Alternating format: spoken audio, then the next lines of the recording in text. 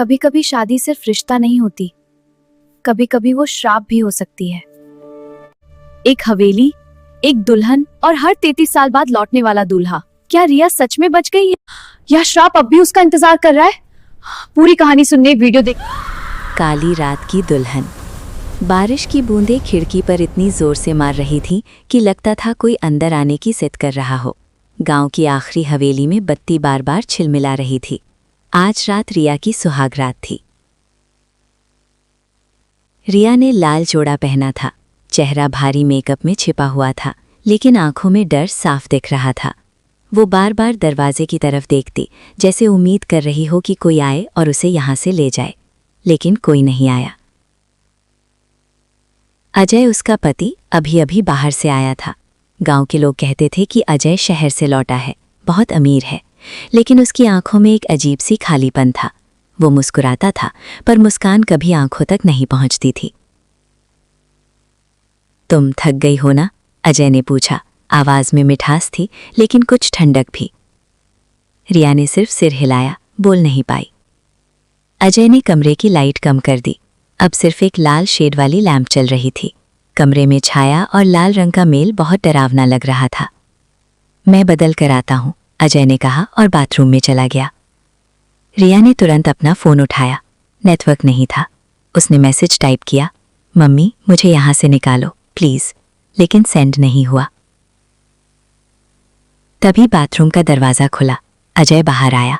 उसके बाल गीले थे, लेकिन चेहरा सूखा। वो धीरे धीरे रिया की तरफ बढ़ा। तुम्हें पता है, अजय ने कहा, इस हवेली में आज से पहले भी कई दुल्हनें आई हैं। रिया का दिल धड़क गया। क्या मतलब? सब चली गईं, लेकिन कोई वापस नहीं लौटी। रिया हंसने की कोशिश की। मजाक मत करो अजय। मैं मजाक नहीं कर रहा। अजय ने अपना शर्ट का बटन खोला।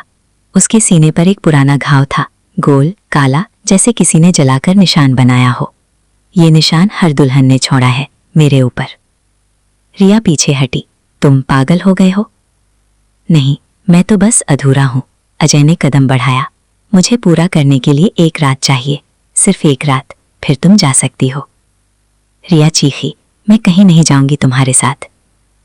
अचानक बिजली चली गई। कमरा अंधेरा हो गया। सिर्फ बारिश की आवाज और रिया की तेज सांसें सुनाई दे रही थीं। रिया ने मोमबत्ती जलाने की कोशिश की। हाथ कांप रहे थे। आखिरकार जल गई। मोमबत्ती की रोशनी में अजय खड़ा था, लेकिन अब उसके चेहरे पर मुस्कान नहीं थी। आंखें पूरी तरह काली हो चुकी थीं। कोई सफेदी नहीं, सिर्फ काला गड्ढा। तुम कौन हो? रिया की आवाज कांप रही थी। मैं वही हूं जिसे तुमने पति कहा था, लेकिन असल में मैं इस हवेली का हिस्सा हूं। 1873 में मेरी मौत हुई थी। एक दुल्हन ने मुझे जिंदा जला दिया था। तब से मैं हर 33 साल बाद लौटता हूं, एक रात के लिए, एक दुल्हन के साथ। रिया ने पीछे मुड़कर दरवाजा खोलने की कोशिश की। बंद था, ताला बाहर से लग गया था। कोई नहीं आएगा, अजय ने कहा। गांव वाले जानते हैं, वो कहते हैं काली रात की दुल्हन, जो भी इस रात दुल्हन बनेगी वो सुबह तक नहीं बचेगी। रिया रो पड़ी। मुझे क्यों चुना? मैंने क्या बिगाड़ा है तुम्हारा? तुमने कुछ नहीं बिगाड़ा, बस तुम्हारी माँ ने मेरे परिवार से बहुत पहले वादा किया था, एक लड़की हर 33 साल बाद। आज तुम्हारी बारी है। रिया समझ गई। उसकी माँ ने कभी नहीं बताया था कि शादी क्यों इतनी जल्दी तय हुई, क्यों दहेज नहीं मांगा गया, क्यों सिर्फ एक रात का वादा था।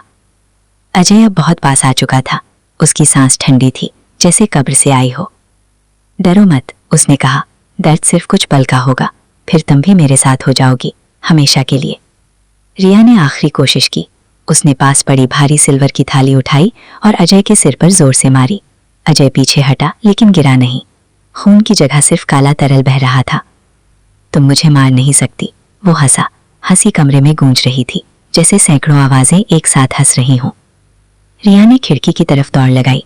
कांच तोड़कर बाहर कूदने की सोची, लेकिन जैसे ही उसने खिड़की छुई, कांच गायब हो गया। जगह पर सिर्फ काला पर्दा था, जैसे कोई दीवार बन गई हो। अब रिया फंस चुकी थी। अजय धीरे धीरे उसके पास आया। उसने रिया का हाथ पकड़ा। हाथ इतना ठंडा था कि रिया की हड्डियां तक जकड़ गईं। अब समय हो गया है, अजय ने कहा। तभी रिया को याद आया, उसकी माँ ने एक बार कहा था, अगर कभी बहुत डर लगे तो नाम लेना, सच्चे दिल से, वो नाम जो कोई नहीं जानता। रिया ने आंखें बंद की, मन ही मन बोई, माँ, मुझे बचा लो। अचानक हवा चली, मोमबत्ती बुझ गई, कमरे में सन्नाटा छा गया। जब रिया ने आंखें खोली, अजय वहां नहीं था। कमरा खाली था, दरवाजा खुला पड़ा था। रिया बाहर भागी, सीढ़ियां उतरी। हवेली का मुख्य द्वार खुला था। बाहर बारिश थम चुकी थी, चांद निकल आया था, लेकिन चांद भी काला लग रहा था, जैसे उस पर काली स्याही पोती गई हो। रिया दौड़ती रही, गांव की गलियों से गुजरी, कोई नहीं था, सारे घर बंद। आखिरकार वो मंदिर पहुंची, वहीं बैठ गई, रोने लगी। सुबह हुई, गांव वाले आए, सब चुप थे, किसी ने कुछ नहीं पूछा। रिया की माँ आई, उसने रिया को गले लगाया। तुम बच गई, माँ ने फुसफुसाया, लेकिन अब तुम कभी यहाँ नहीं लौटोगी। रिया ने पूछा, वो अजय? माँ ने सिर झुकाया, वो कभी था ही नहीं, वो हवेली का श्राप है। हर 33 साल में एक दुल्हन चुनता है।